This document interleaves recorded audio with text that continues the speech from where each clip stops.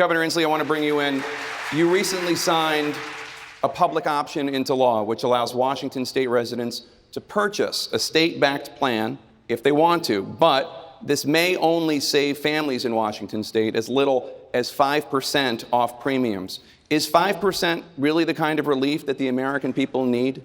No, we need universal coverage, and I'm proud of our state that has done less squabbling and actually getting things done. And I am proud that we are the first state to offer a publicly sanctioned offer of health care to our citizens. I'm also proud that we didn't stop there. We're also the first state that has taken care of our elders, our seniors. We have a looming retirement wave coming up. I'm proud that our state has made them eligible to retire in dignity. I'm also proud of this, and I think we need to talk more about this as Democrats. It is time to give people adequate mental health care in this country. And we've had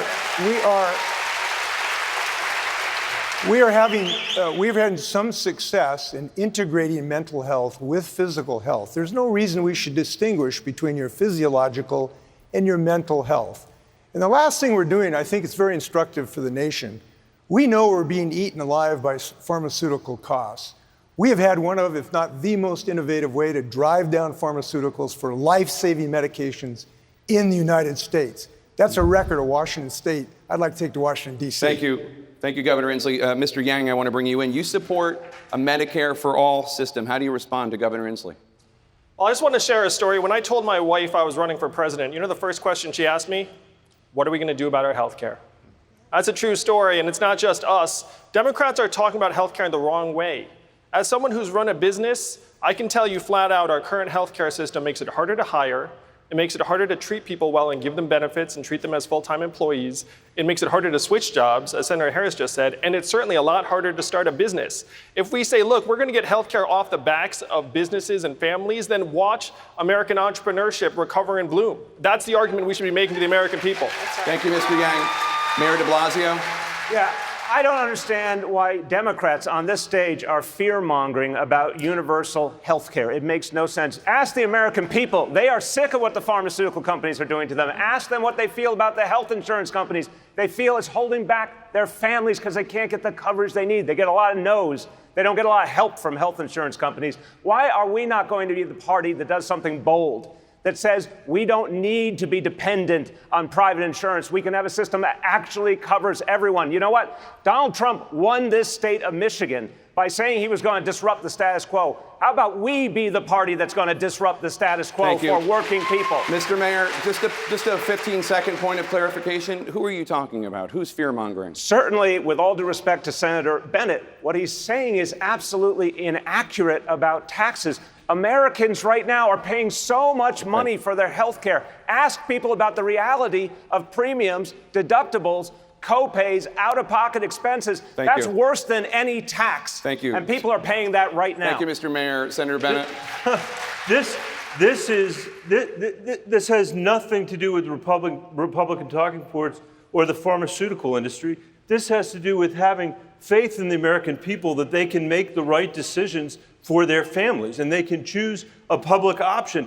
Bernie Sanders, who said last night he wrote the damn bill, and he did, just like I wrote the damn public option bill, is the guy who says it'll cost $32 trillion and that we're going to have to raise those taxes to pay for it. He says that. Republicans don't say it. Don't try to distract from the truth. Thank you, Senator Bennett. You can't hide from the truth. I want to let Mayor de Blasio, and then I'm going to come to you, Vice President Biden. Senator, if we as Democrats say we're done with private insurance that has only hurt the American people in so many ways, we're going to give them something that works for their families, full coverage that they can depend on. If we say that, then there's an election. The American people get to decide. The ultimate choice, Senator, is an election. And this should be the party that stands for universal health care and says we're not going to accept anything less. Right now in America, so many people don't have the health care they need. That is a fact.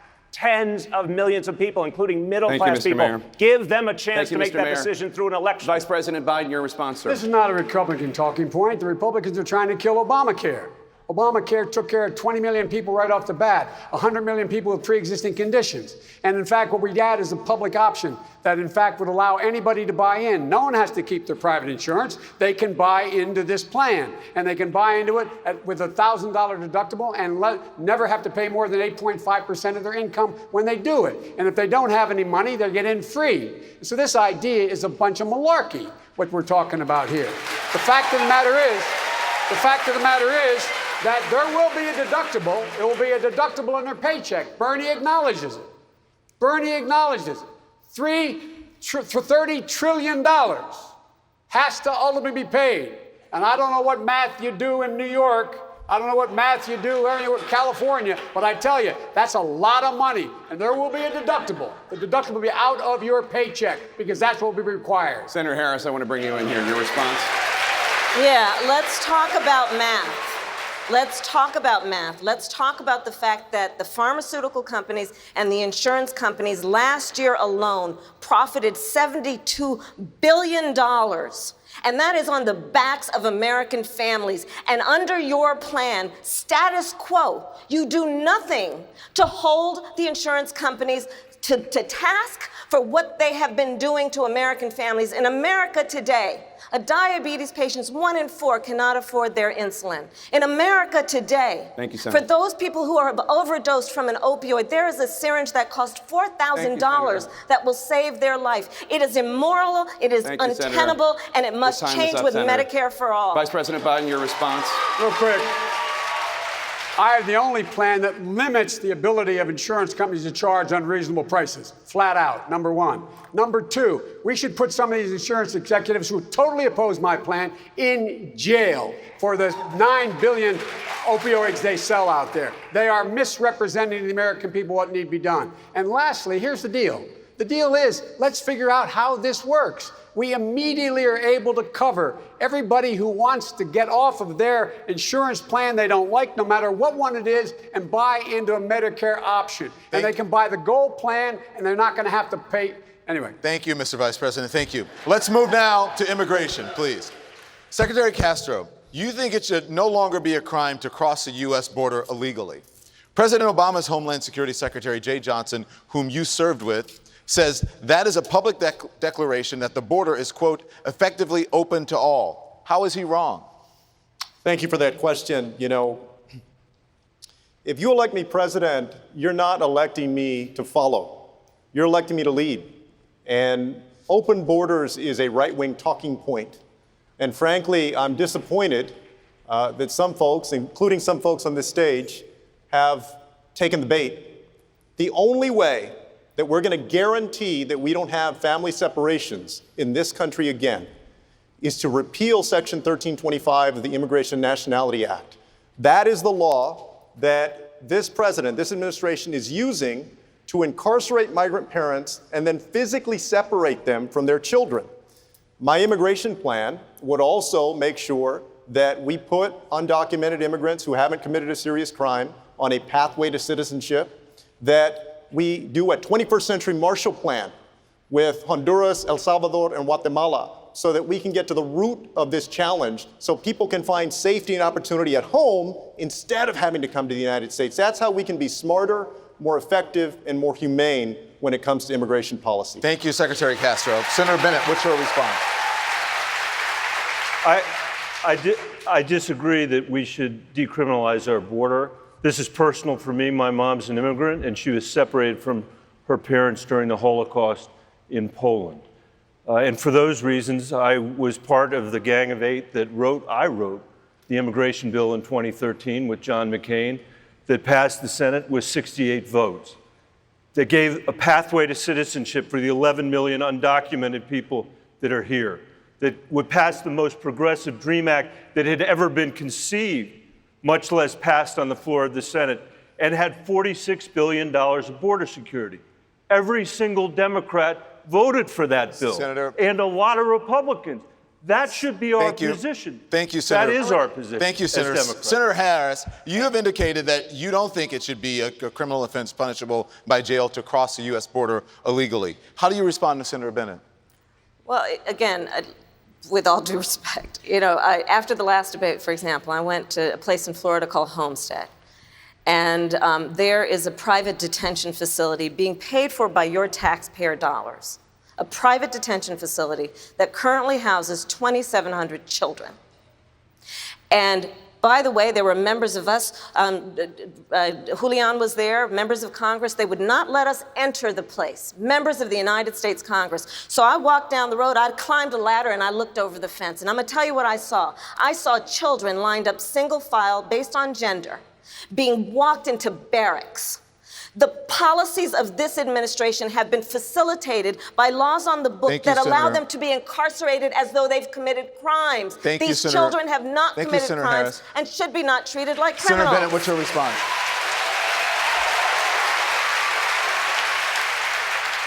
I think this is one, in the end, that we agree with. There's not a single person on this stage who, if we were president, would ever separate a child from their parents at the border.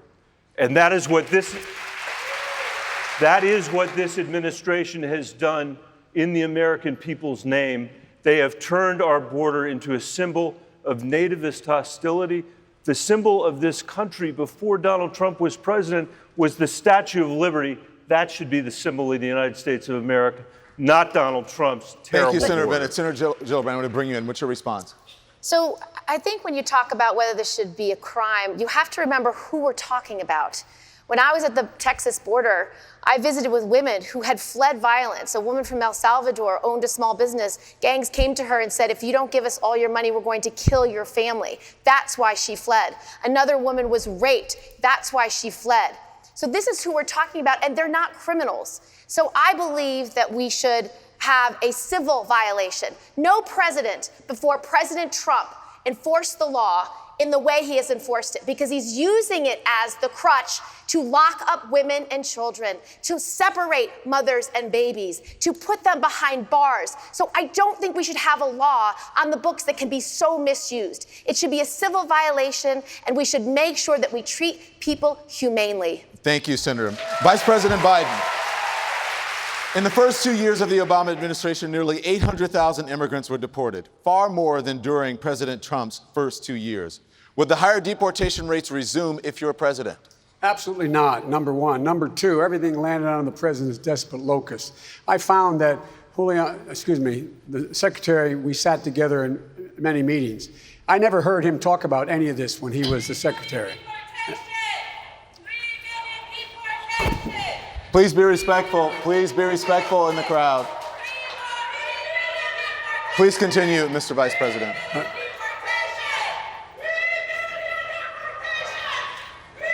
The fact is, I don't know if you can hear, I can hear, but anyway. We can hear fine, Mr. Vice President. Please continue if you will. The fact is, what the senator from New York talked about is seeking asylum. That woman, the women she spoke to, are entitled to asylum. That is not crossing the border illegally. What we should do is flood the zone to make sure we have people to make those decisions quickly.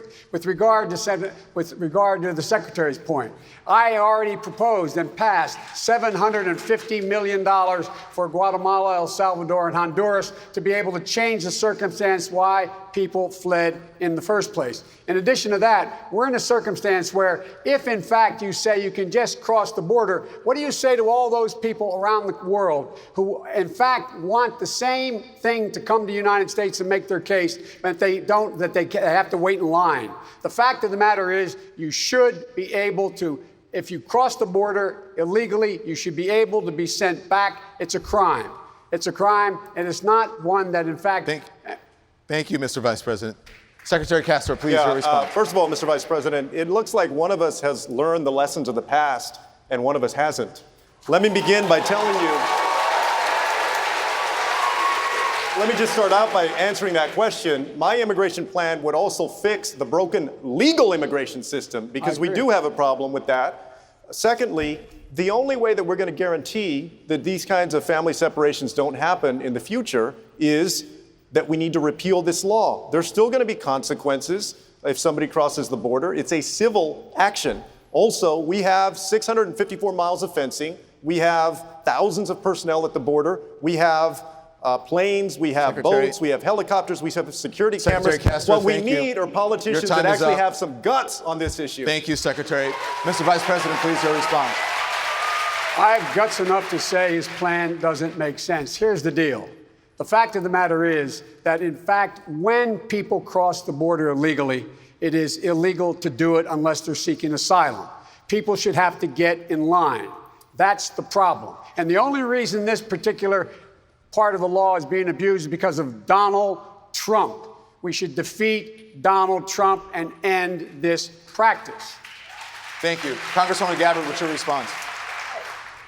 Our hearts break when we see those children at these detention facilities who've been separated from their parents, when we see human beings crowded into cages in abhorrent, inhumane conditions. This is about leadership and understanding that we can and should have both secure borders as well as humane immigration policies. We will have to stop separating children from their parents, make it so that it's easier for people to seek asylum in this country, make sure that we are securing our borders and making it so that people are able to use our legal immigration system by reforming those laws. Mr. Yang, your response. I'm the son of immigrants myself. My father immigrated here as a graduate student and generated over 65 US patents for GE and IBM. I think that's a pretty good deal for the United States. That's the immigration story we need to be telling. We can't always be focusing on some of the distressed stories. And if you go to a factory here in Michigan, you will not find wall-to-wall immigrants. You will find wall-to-wall robots and machines. Immigrants are being scapegoated for issues they have nothing to do with in our economy. Thank you, Mr. Yang. Senator Booker, you have a plan that would, quote, virtually eliminate immigration detention. Does that mean that the roughly 55,000 migrants currently in detention would be released into the United States?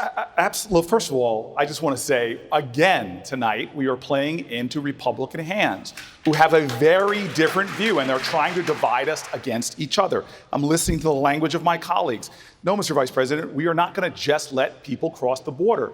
An unlawful crossing is an unlawful crossing if you do it in the civil courts or if you do it through the criminal courts. But the criminal courts is what is giving Donald Trump the ability to truly violate the human rights of people coming to our country who no one surrenders their human rights. And so doing it through the civil courts means that you won't need these awful detention facilities that I have been to, seeing children sleeping on pavement, people being put in cages, nursing mothers, small children. This is not necessary. We have seen, using the civil system, piloted programs that have 100% compliance with the civil courts, where people are evaluated. If they have no justifiable reason to be here, they are returned. If they are, like the people I met in Juarez, who were survivors of sexual assault, who we wouldn't even let come and present for asylum. We are butchering our values and making ourselves Senator Booker, less thank you safe. very much. Mr. Vice President, your response. I agree with the senator. The asylum process is a real process, and this president is ruining it. It has nothing to do with that section of the law. That's what he's doing, number one. Number two, we should, in fact, and we have proposed and we tried to get past in our administration, and I propose, significantly increasing the number of legal immigrants who are able to come. This country can tolerate a heck of a lot more people. And the reason we're the country we are is we've been able to cherry pick from the best of every culture. Immigrants built this country. That's why we're so special. It took courage. It took resilience. It took absolute confidence for them to come. And we should be encouraging people. And by the way, anybody who crosses a stage with a PhD should get a green card for 7 years. We should keep them here. Thank you. Thank you very much, Mr. Vice President. Governor Inslee, what's your response? I think we're missing two central statements we need to make. Number one, we can no longer allow a white nationalist to be in the White House, number one. And number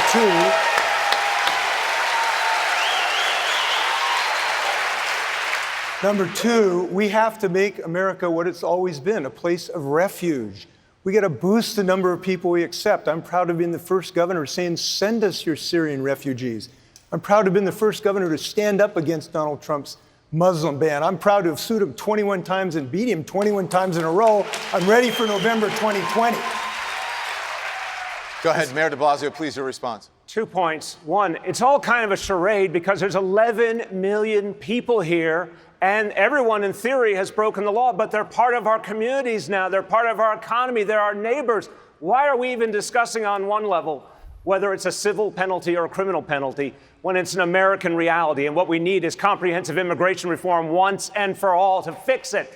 Second, Vice President Biden, I didn't hear your response when the issue came up of all those deportations. You were Vice President of the United States. I didn't hear whether you tried to stop them or not using your power, your influence in the White House. Did you think it was a good idea, or do you think it was something that needed to be stopped? The president came along, and he's the guy that came up with the idea, first time ever, of dealing with the Dreamers. He put that in the law. He had talked about a comprehensive plan, which he laid before the Congress, saying that we should find a pathway to citizenship for people. He said we should up the number of people that we're able to bring into this country. Lastly, he also pointed out that we should go to the source of the problem and fix it where people were leaving in the first place. So he did. To compare him to Donald Trump, I think, is absolutely bizarre. Thank you very much, Mr. Vice President. Congresswoman Gabbard, you are a co-sponsor of the College for All Act, which would make public colleges and universities free for all Americans. One of the authors of that plan, Senator Sanders, believes college should be tuition-free for undocumented immigrants as well. Do you? I don't. I think it's important for us to fix our legal immigration system and look at the millions of undocumented immigrants in this country who have been suffering as they've been living in the shadows. And instead of putting a Band-Aid on this problem, fix our legal immigration system to provide them with that pathway to legal residency or citizenship so that they're no longer treated as second-class citizens in this country. We've got to look at the challenge that people all across this country are facing under crushing student debt. This is something that is impacting my generation in a huge way, and I believe that it is our generation that has the bold, creative solutions to be able to solve it. This is about promise for our future, and we've got to make those kinds of investments. Thank you, Congresswoman. Mayor de Blasio, what's your response? Yeah, I agree with the Congress member, but I don't hear an answer from the Vice President. I'm confused. I asked the Vice President point blank, did he use his power to stop those deportations? He went right around the question. Mr. Vice President, you want to be President of the United States, you need to be able to answer the tough questions. I guarantee you, if you're debating Donald Trump, he's not going to let you off the hook. So did you say those deportations were a good idea? Or did you go to the president and say, this is a mistake, we shouldn't do it? Which one? I was vice president. I am not the president. I keep my recommendation to him in private. Unlike you, I expect you would go ahead and say whatever was said privately with him. That's not what I do. What I do say to you is he moved to fundamentally change the system. That's what he did. That's what he did. But much more has to be done. Much more has to be done. I still don't hear an answer. Senator Booker, please respond. Well, a couple things. First of all, Mr. Vice President, you can't have it both ways. You invoke President Obama more than anybody in this campaign. You can't do it when it's convenient and then dodge it when it's not. And the second thing, and this really irks me because I heard the Vice President say that, if you got a PhD, you can come right into this country. Well, that's playing into what the Republicans want, to pit some immigrants against other immigrants. Some are from shithole countries and some are from worthy countries. We need to reform this whole immigration system and begin to be the country that says everyone has worth and dignity, and this should be a country that honors for everyone. Don't let the Republicans divide this party against itself. Senator, thank you. Mr. Vice President, your response. The fact is, that's what I said about this country. We are a country of immigrants. All of us. All of us. Some here came against their will. Others came because they, in fact, thought they could fundamentally change their lives. And they did. The statute of send us your. That's what we're talking about. That's what made us great. And the fact of the matter is, I think the President of the United States, Barack Obama, went out of his way to try to change the system, and he got pushed back significantly. Senator Gillibrand, what's your response?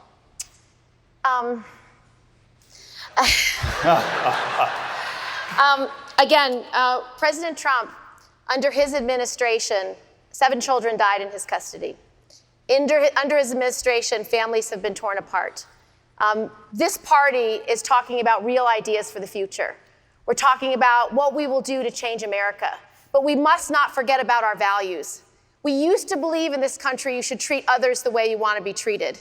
We used to believe in this country we should care about the least among us. Let's remind the American people who we are, why we are Democrats, and why we're running for president. Senator Gillibrand, thank you very much. Mr. Vice President, Senator Booker called your new criminal justice reform plan, quote, an inadequate solution to what is a raging crisis in our country, unquote. Why is Senator Booker wrong? Well, I think he is wrong. I think we should work together. He has a similar plan. I think that we should change the way we look at prisons. Right now, we're in a situation where when someone is convicted of a drug crime, they end up going to jail and to prison. They should be going to rehabilitation. They shouldn't be going to prison. When in prison, they should be learning to read and write and not just sit in there and learn how to be better criminals. That when they get out of prison, they should be in a situation where they have access to everything they would have had before, including Pell Grants for education, including making sure that they're able to have housing, public housing, including they have all the opportunities that were available to them because we want them to become better citizens. That's the essence of what my plan in detail lays out. I'm happy to discuss it more in detail if the senator want to. And so I looked at it anyway. That's what I think my plan, I know what my plan does, and I think it's not dissimilar to what the senator said. We should be working together on getting things done. Senator Booker, your response? Well, my response is that this is a crisis in our country because we have treated issues of race and poverty, mental health and addiction with locking people up and not lifting them up.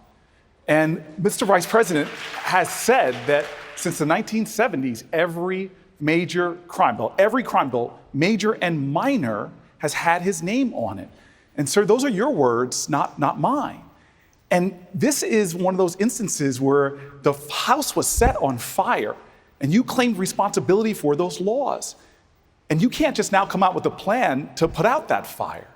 We have got to have far more bold action on criminal justice reform, like having true marijuana justice, which means that we legalize it on a federal level and reinvest the profits in communities that have been disproportionately targeted by marijuana enforcement. Vice President Biden, I want to give you a chance to respond. The fact is that the bills that the future president here, that the senator is talking about are bills that were passed years ago and they're passed overwhelmingly. Since 2007, I, for example, tried to get the crack powder cocaine disparity totally eliminated. In 2007, you became mayor. You had a police department you went out and you hired Rudy Giuliani's guy. You engaged in stop and frisk. You had 75% of those stops reviewed as illegal. You found yourself in a situation where 3 times as many African-American kids were caught in that chain and caught up. The Justice Department came after you for saying you were engaging in behavior that was inappropriate. And then, in fact, nothing happened the entire time you were mayor. Thank you, Senator Booker. You want to respond? Well, first of all, I'm grateful that he endorsed my presidency already, but I'll tell you this, it's no secret that I inherited a police department with massive problems and decades-long challenges.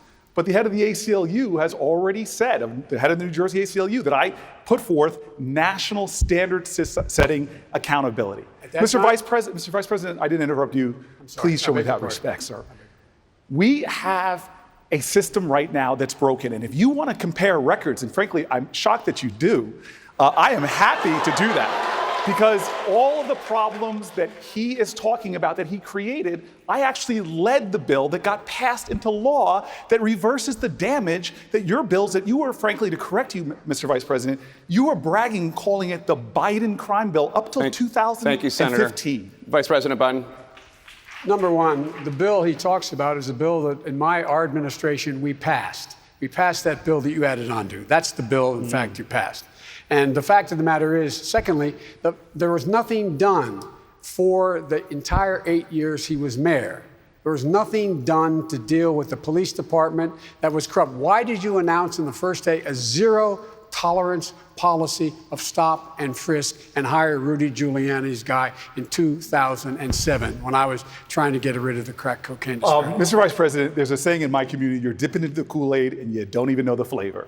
You need to come to the city of Newark and see the reforms that we put in place. The New Jersey head of the ACLU has said that I embraced reforms, not just in action, but in deed. Sir, you are trying to shift the view from what you created.